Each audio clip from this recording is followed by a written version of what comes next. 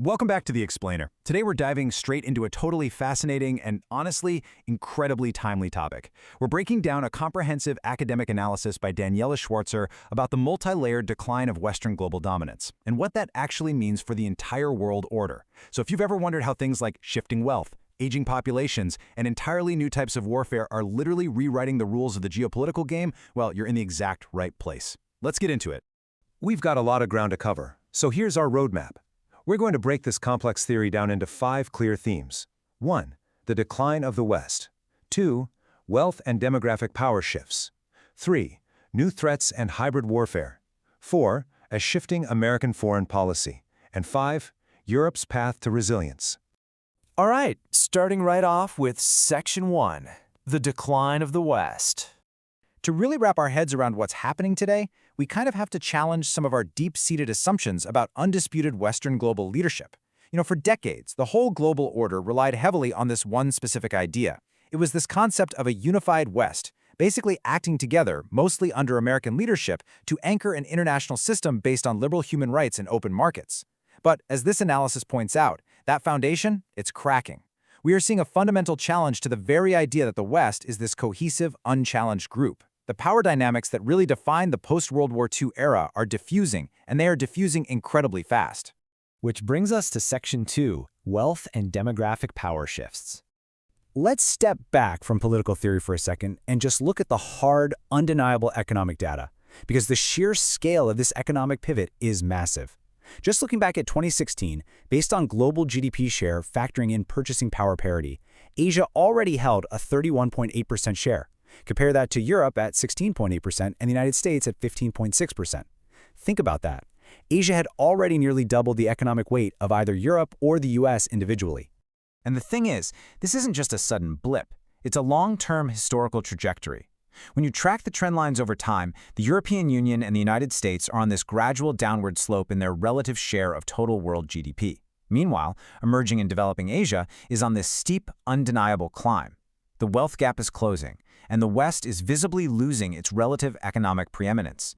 Okay, now let's fast forward a bit, because these PwC projections for 2050 are absolutely wild. By 2050, India is projected to become the second largest economy in the entire world. Indonesia is expected to surge all the way to number 4. And what about traditional European powerhouses? Well, the largest European economy on the list is projected to be Germany, and it's trailing all the way down at number 10. By that point, the US and the EU combined are expected to account for only about 25% of the world's GDP. This is a profound, historic transfer of economic and political influence. So what does this actually mean in practice? It's about how this economic shift translates into massive financial power. It's not just about raw GDP numbers, it's about everyday people and their spending power. By 2030, the OECD projects that a staggering 66% of the global middle class will live in the Asia-Pacific region. That booming new middle class is going to drive 59% of global middle-class consumption. That means the mass demand for goods, services, and new financial products is shifting decisively eastward. And driving all these economic numbers are some really stark demographic realities. On one hand, you've got Europe and North America dealing with low fertility rates and rapidly aging populations. Right now, every single European country is sitting below the fertility level needed just to replace its long-term population. But contrast that with Africa and Asia, which boast these young, booming populations. Many emerging economies are right on the brink of experiencing what's called a demographic dividend. Basically, they have this massive group of workers in their absolute prime, ready to drive growth, all while the West is scrambling to figure out how to manage the welfare costs of an aging society. Moving on to Section 3, new threats and hybrid warfare. This demographic and economic shift brings up a really vital question. What happens when this shifting power reshapes global military dynamics? Well, if we track US and Chinese military spending, we see a dramatic divergence. Between 2006 and 2015, Chinese military spending skyrocketed by a massive 132%. But during that exact same period, US spending actually dropped by 3.9%. Now, obviously, the US remains incredibly powerful militarily, but this shifting balance means it's no longer the undisputed global leader that gets to single-handedly set all the rules for regional security. But here's the catch. Traditional military spending is only part of the story. The very nature of external threats is changing entirely, giving rise to something called hybrid warfare. The analysis defines this as the coordinated use of both conventional military and unconventional civilian instruments in a conflict. Basically, modern conflicts are increasingly bypassing traditional military strength. Instead, actors use diffuse, unconventional civilian tools. We're talking cyber operations or major social media manipulation designed to inflict real damage within societies while keeping the whole conflict just below the threshold of actual declared warfare. Let's pivot to Section 4, a shifting American foreign policy. Now, the analysis also takes an impartial look at the changing global role of the United States itself. The author's academic assessment points out that recent political shifts in the U.S., particularly highlighted by the 2016 election results and subsequent administration policies, introduced an unparalleled level of unpredictability into long-standing global alliances. For Europe specifically, this meant they suddenly had to brace for a potential fundamental questioning of the Western liberal order by the very country that historically acted as its main anchor and guarantor. According to the source text, there are three core pillars of this international rules-based system that are currently under severe pressure. First is sovereignty and non-intervention. This gets challenged when clear violations like the annexation of Crimea occur without unified, absolute pushback from the global community.